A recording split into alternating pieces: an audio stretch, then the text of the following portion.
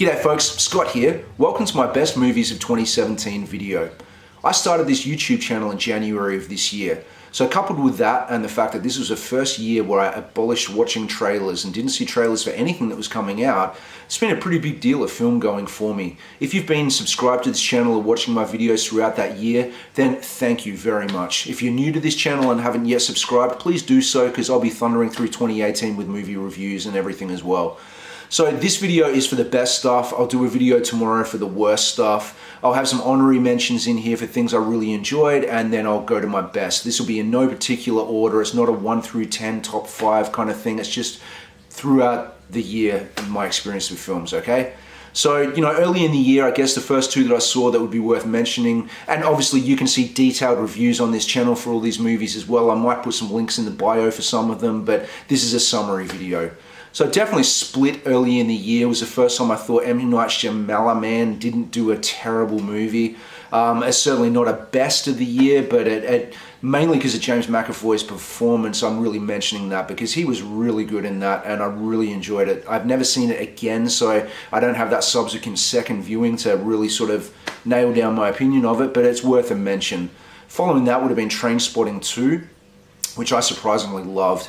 I was very skeptical going into that, having such a big gap between the two movies, whether it would be relevant in this time, whether it was a story worth telling, and the answer to all of that was yes. It was beautifully shot, it was really well done, it was well written, fantastic movie. After that would have been Guardians of the Galaxy 2, which I thoroughly enjoyed. Again, the no trailer thing meant that I got to enjoy all the jokes in that movie, seeing them for the first time instead of already having them ruined for me in trailers. I thought the movie was great. I still stand by the fact that I don't think it's as good as the first one, and I still stand on the ground that I think that the Star-Lord, ego, father-son relationship, especially in the middle of the movie, really slowed that movie down and were the least interesting aspects of it. But overall, it was super well written. It was really funny. The effects were cool. Like, I really enjoyed that film. Then we'd move on to John Wick 2, which Australia got months and months and months after it was released worldwide due to our shitty local distributor who brought it out here. But, you know, I was really impressed with that as well. I liked the first one. It came out of nowhere for me and I was really pleasantly surprised by it. And like I said in my review for that, in a world where The Raid and The Raid 2 exist and I judge action movies very, very harshly based on my adoration for those two films, John Wick and John Wick 2 really stood up, and Keanu is just a beast. I really respect that guy, so that's definitely worth a mention. Then we'll get to SpiderMan Homecoming, which they did a really good job of, I think. Sony, you know, handing it over to Marvel, or at least co-producing that movie with Marvel and including it in their cinematic universe, was a very smart decision. It was funny, it was well written. I had problems with the movie as I went over in my detailed review for it, but overall, at least for Spider-Man himself, I really thoroughly enjoyed it and I'm interested to see more of him. Then we get to War of the Planet of the Apes. I was really invested in that franchise, primarily because of how good Andy Serkis was as Caesar, how well written that character was, the amazing work that Weta Digital did with all the characters in that. And I thought that finished off the trilogy pretty nicely. You know, again, not perfect, but definitely worth a mention. Then Wonder Woman, which was easily the strongest of the DC movies to date in this current DC cinematic universe that they're trying to do. You know, it was well written, it was well acted, it told a pretty interesting story. You know, taking aside the CG bad guy that I wasn't, you know, overly fond of, and the fact that that twist, you know, wasn't particularly interesting. Overall, that movie was really well done and I'm glad I saw it. Then we'd get to It. It is the next two movies are actually probably the most divisive movies of the year. People seem to either really love them or really hate them, and there's not a lot of middle ground there. I thought It was great. You know, like I said in my detailed review for it, I'm not so young that I was ever terrified by Pennywise in the miniseries that was done, but I really adored Tim Curry as Pennywise. But I think this was a nice, refreshing take on it. A lot of people bitch about this movie going, but it wasn't scary, you know? I'm not scared by horror movies anymore. I did my childhood trauma horror video, which you can also see on this channel, but I never get scared by anything other than video games. So really, for me to complain about this movie based on the fact that I wasn't scared by it is every horror movie. I'm not scared by any of them, but it doesn't mean I don't enjoy them, and it doesn't mean I don't find them entertaining. I thought this movie did a lot of really smart things, and I really am interested to see how they're going to pull off Chapter 2, based on the fact that that second half of that story is the hardest part of that story to tell. But overall, it was really good. I really enjoyed it. I just bought it on Blu-ray recently and sort of watched it again, having, had that break from when I saw it in the cinemas, and I still really dug it. It's really good. Like, it's really well made, so that's definitely worth a mention. Then when it comes to The Last Jedi, which is the most divisive movie of the year, I think, there's so much fanboy hate out there, it's ridiculous. Interestingly enough, a mate of mine recently tagged me in a post on Facebook where there was a 1980s magazine article with all the same fanboy rage about Empire Strikes Back, going on how Lucas had ruined the franchise and had ruined Star Wars and petitioning to have it removed and just all this hate for it. And that same thing is happening again. Now, to be clear, I am not comparing this to Empire Strikes Back. Empire Strikes Back is one of my all-time favorite movies of any genre. Easily my all-time favorite Star Wars movie. There is no comparison between the two. But the comparison is the fact that this fanboy bitching outrage over it is very, very similar. It's just worse now because of social media and the internet and people being able to, as I am now, voice their opinions to a lot of people if a lot of people choose to watch that opinion. I think The Last Jedi did way more right than it did wrong.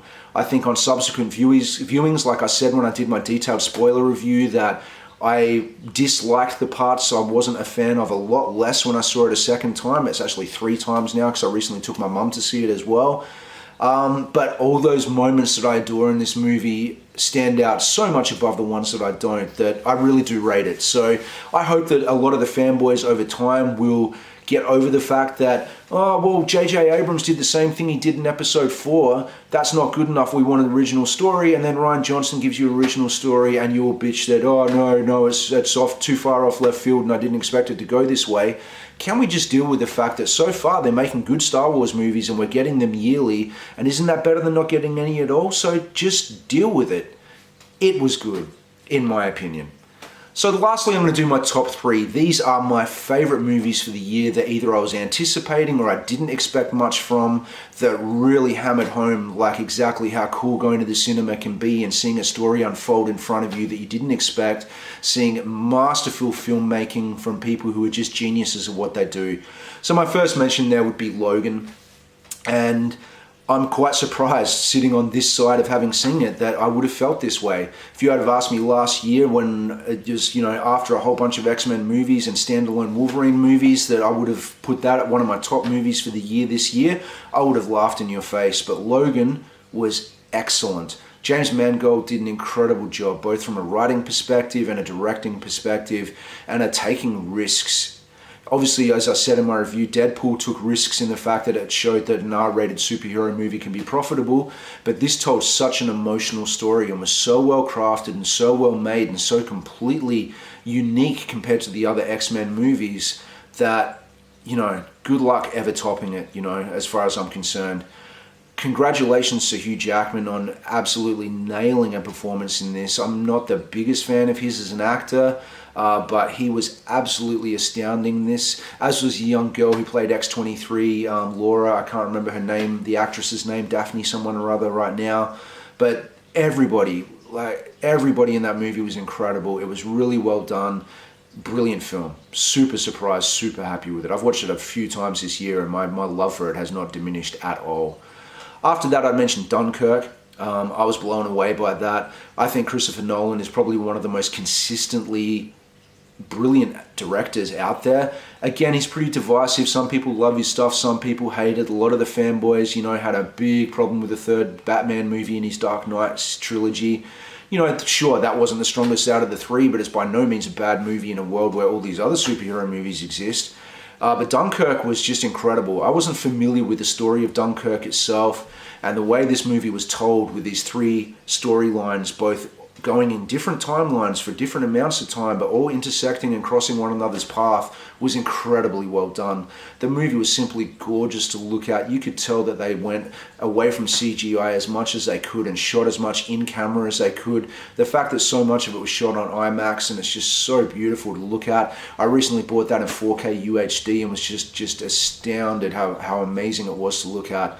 Fantastic movie. I can't get enough of Christopher Nolan. Like, I'm more than happy for this guy to keep making films and to keep surprising me with the choices he makes with those films. So yeah, top marks. And then lastly, my biggest surprise of the year, because I really expected to hate it, was Blade Runner 2049. That film was so incredibly well done, so incredibly well made, that for a movie where I swore adamantly that it did not need to exist and that they should not touch such a beloved franchise, not even a franchise, a beloved singular movie from the 70s that people just love that much, I just was just amazed that someone had the balls to do it. And this guy smashed it out of the park. It complements the tone and the look and the beauty of the first movie so much. It tells a very interesting story that requires multiple viewings. The acting in it was amazing. Like I said, Harrison Ford was so much more in the moment with this than he was with his nostalgic Han Solo performance in The Force Awakens. I was just amazed by it. It's one of the most beautiful movies I've ever seen. It's so well done. And that, for me, those three, and that was no order there between Logan, Dunkirk, and Blade Runner. They were just my three biggest surprises and biggest highlights of the year that I was just amazed for them. There's going to be a few movies that sort of float in the middle of good and bad, and I'm not sure which list to have put them on, but, you know, doing a mediocre or a mid-range video just doesn't make sense. That I might address a couple of them in the next one, because that'll be a shorter video, I feel. But that was my top movies of the year. Be interested to hear if you agreed with them. Feel free to comment if you didn't. There's a good year of movies coming up ahead of us, and there's a lot of stuff I'm looking forward to. The first one of the year, which again is falling behind the American schedule on release here, will be The Shape of Water from Guillermo del Toro, which comes out here in a couple of weeks. I'm very keen for. So I'll be back to review that soon. But yeah, tomorrow, worst movies of 2017. Look forward to it. Thanks for watching, guys. I'll see you soon.